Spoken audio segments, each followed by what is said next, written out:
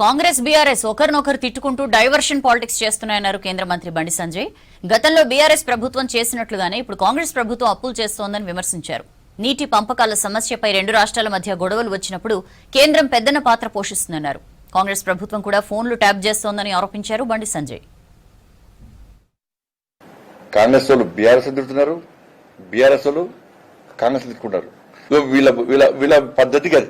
కేంద్ర ప్రభుత్వం అందిస్తున్న సంక్షేమ ఫలాలు, గ్రామాలకు కేంద్ర ప్రభుత్వం ఇస్తున్న నిధుల విషయంలో ప్రజలకు వాస్తవ విషయాలు వివరిస్తూ మేము ఎన్నికల్లో పోటీ చేస్తున్నాం. ఆ రెండు పార్టీలకు మాకు ఉన్న తేడా అది.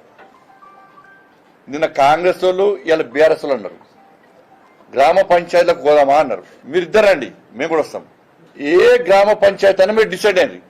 ఎన్ని గ్రామ పంచాయతీ తెలంగాణ రాష్ట్రంలో టైము, డేటు, ప్లేసు మీరే డిసైడ్ అయ్యారు. కాంగ్రెస్ పార్టీ బీఆర్ఎస్ ఇద్దరు రావాలి, అది ఇద్దరు ఒకటే. న్యూస్ లో స్పేస్ బీజేపీ ఉండదు, మాకే ఉండాలని తిట్టుకుంటారు. ఈ సైజ్ దిగదారు, చెప్తా కొట్టుకుంటారు, సైజ్ దిగదారండి. నేను బీఆర్ఎస్ పార్టీ, కాంగ్రెస్ పార్టీ సవాల్ చేస్తున్నా. తెలంగాణ రాష్ట్రంలో ఏ గ్రామ పంచాయతీ అని మీరు డిసైడ్ అయ్యారు, అడిగి మేము వస్తాం. మా రాష్ట్ర అధ్యక్షుడు రామచంద్రరావు నిర్ణయించినటువంటి నాయకుడు అడిగి వస్తాడు. ఆ గ్రామంలో జరుగుతున్న అభివృద్ధి, ఆ గ్రామంలో అమలవుతున్న సంక్షేమ పథకాల గురించి చర్చిద్దాం.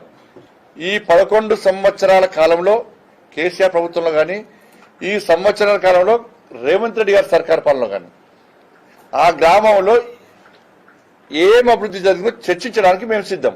మీరు సిద్ధమా? చర్చ దీని మీద జరగాలి. చర్చ దీని మీద జరగాలి తప్ప ప్రజలకు అవసరం లేని, ప్రజలకు ఉపయోగపడని నానా బూతులు తిట్టుకుంటూ ఇచ్చిన హామీలు నెరవేర్చకుండా కాంగ్రెస్ పార్టీ, 11 సంవత్సరాలు తెలంగాణ రాష్ట్రాన్ని సర్వనాశనం చేసిన బీఆర్ఎస్ పార్టీ ప్రజల దృష్టి మళ్లించడానికి ఒక ప్లాన్ ప్రకారం ఈ విధంగా వివరిస్తున్నారు. మీకు అధికారం ఇస్తే చిప్ప చేతికిచ్చి 6 లక్షల కోట్లు 7 లక్షల కోట్లు అప్పించి ఇలా అడుక్కునే పరిస్థితికి వస్తుంది. ఇవాళ వీళ్ళు ఇక వాళ్ళకంటే తోపు వాళ్ళు కాంగ్రెస్ వాళ్ళు. వీళ్ళు సంవత్సరంలోనే బిచ్చమెత్తుకునే విధంగా చేశారు. వీళ్ళు